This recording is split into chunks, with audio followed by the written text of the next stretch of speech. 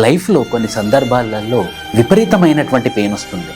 మనం చాలా నమ్మినటువంటి మనిషి, మన బ్రదరో లేకపోతే మన సిస్టరో లేకపోతే మన యొక్క ఫ్యామిలీ మెంబర్ లాగా ఉన్నటువంటి మనిషి ఒక్కసారిగా మనల్ని మోసం చేశారనుకోండి, ఆ పెయిన్ ఎలా ఉంటుందనంటే భరించరాని పెయిన్ ఉంటుంది. అదే బయటివాడు మోసం చేశాడనుకోండి, కోపం మాత్రమే వస్తుంది. మన అనుకునేవాడు, మన ఫ్యామిలీ మెంబర్ లాగా ఉన్నవాడు మోసం చేశాడు అనుకోండి, ఆ పెయిన్ ఎలా ఉంటుందంటే ఎమోషనల్గా బ్రేక్ డౌన్ అయిపోతాము. మనం లైఫ్లో ఇంత మోసం కూడా జరుగుతుందా అనే స్థాయిలో మనం అయిపోతాము. ట్రస్ట్ డెఫిసిట్ ఎస్టాబ్లిష్ అవుతుంది. అంతేకాదు, లైఫ్లో మనం ఎవరిని నమ్మలేని పరిస్థితికి వస్తాము. మంచి వాళ్ళు తారసపడ్డా కూడా మనం ఇక నమ్మమేమో అని చెప్పేసి వచ్చేస్తుంది. అదే బయటి వాడు అనుకోండి, ఏమవుతుంది, మోసం చేశాడు, కోపం వస్తుంది. సో రెండు రకాల పెయిన్ ఉంటుంది, ఒకటి టెంపరీ పెయిన్, ఒకటి పర్మనెంట్ పెయిన్. మన అనుకునేవాడు కనుక మనల్ని మోసం చేస్తే మాత్రం అది పర్మనెంట్ పెయిన్ లాగా ఉండిపోతుంది. బయటి వాడు చేశాడు అనుకోండి, అది ఒక టెంపరీ పెయిన్ లాగా ఉంటుంది.